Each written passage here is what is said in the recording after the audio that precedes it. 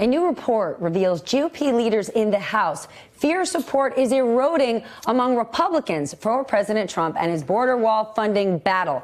Politico says several dozen House Republicans could cross the aisle this week to vote for Democratic bills to reopen the government. Joining me now, a guy who's soon to be out of a job, actually, Republican Governor John Kasich of the great state of Ohio. All right, Governor, walk us through this. Do you actually believe that we could see a lot of Republicans cross the aisle if this government shutdown continues?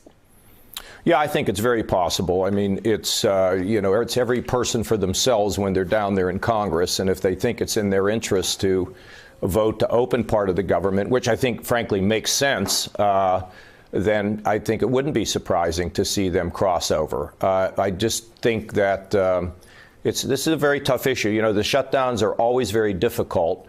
And frankly, I know the president's going to speak tonight. I mean, if I were there advising him, I'd say, give us some way out. And as far as the Democrats, they need to figure out how they can give a little bit and how they can still have a win. Look, I was involved in a shutdown back 95, 96. We got to a balanced budget. But, you know, what it gets down to, Stephanie, is do both sides really want to reach an agreement, or do they want to keep fighting?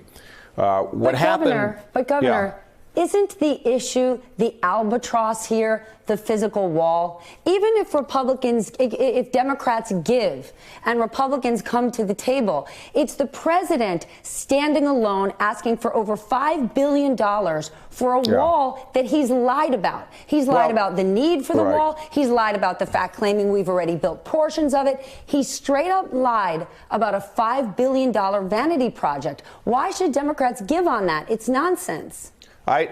Stephanie, I didn't say they had to give him everything he wanted. I'm saying that, you know, at the end, it's a pox on everybody's house if the government, you know, really stays shut down. And I think the president's going to take a lot of heat for this. And what I suggested is he needs to figure out a way to give some ground and declare some victory. And he's going to have maybe some people on the right that are going to yell and scream, but, you know, he needs to ride that out. If he wants to keep fighting like this, I'm afraid for him that his base will continue to shrink. As for the Democrats, it's not in their interest to prolong this. They have other things to do. So when in a compromise, it means that everybody gives a little bit. And it doesn't appear as though either side right now wants to give. Now, I know the Democrats said they provide money for border security. Maybe they can do a little bit more. I'm not here to try to negotiate the solution. I would be glad to go down there and get them all in a room and say, let's get this fixed. That's what we did when we reopened the government and got to a balance. Hold on, Stephanie, let me finish. I'm just trying to tell you, if you want to know the answer to this, the answer is both sides have to realize in their own mind that they want to get this thing done. In order to negotiate with someone, you have to have some level of trust. And we continuously see the president undermine his own administration. Let's look at Syria, for example, right? Just before Christmas, he does a call with Erdogan. He comes out of nowhere, says we've defeated ISIS. In 30 days, we're pulling out of Syria. He did not coordinate with Congress. He didn't coordinate with his own administration. And our allies have to be looking, going, say what? John Bolton then goes to the Middle East, says not so fast, goes in a different direction. So we have no idea what the plan is in Syria. And what does that do? If you're one of the United States' allies and you're saying he's going in 17 different directions, why would I give 1 red cent to any multilateral agreement? He's not a trustworthy negotiating partner. Stephanie, look, nobody's going to, I don't have to take a backseat to anybody when I talk about the erratic nature of Donald Trump. OK, that's just clear. But what I'm trying to say is that how are you going to get out of this? Were you going to just keep the thing closed forever? I mean, at some point, people are really going to be hurting, OK? People, you know, the WIC program, women, infants and children, nutrition, you just can't turn your back on this stuff. And what I'm suggesting is nobody has to capitulate. You just got to figure out how to get somewhere. You got to figure out how everybody can give something.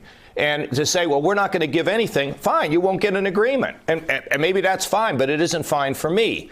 To me, you want to get that government working again. It does not mean that the Democrats have to give Trump, you know, $5.6 billion, or it doesn't matter. In a negotiation, you figure out how each side gets a little something and you declare victory. I just don't understand why the president has staked this ground out, said I will not give. That doesn't make any sense. But I will also tell you this. People in the country are concerned about border security. But I will tell you one other thing. We need comprehensive immigration reform, not just at the border. We also have to help those countries that are in the region to get the help they need, security and economic, so we don't have all these people running to the United States. They don't run out of Panama. They're there in Panama. They're happy. So we need comprehensive program. And think about the stories of these children who are living in these warehouses being covered by plastic sheets.